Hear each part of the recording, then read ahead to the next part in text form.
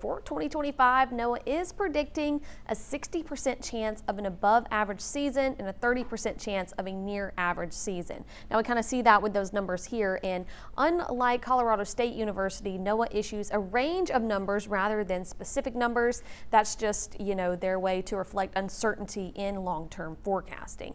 Now you may be wondering how these institutions even come up with these numbers. Well, it's based on a few factors as far as climate goes. Over the Pacific Ocean, the El Niño Southern Oscillation, or ENSO, has shifted into a neutral state, meaning that neither El Niño nor La Niña is currently influencing the climate. When ENSO is neutral, it becomes much harder to forecast weather patterns, and these years can bring anything from quieter than usual to extremely active hurricane seasons.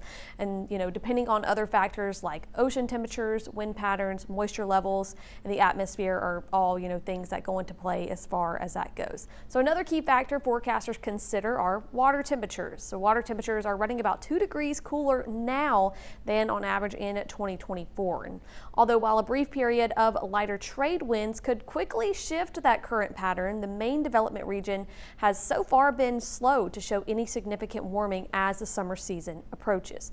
Now, while this is all great information and great work by those forecasters, it is important that we shift our focus on preparedness. It could wind up being the quietest season ever, but if a major hurricane struck our stretch of the northern Gulf Coast, we would remember it as a terrible season. So no matter what we may or may not see this year, be sure you have a plan in place.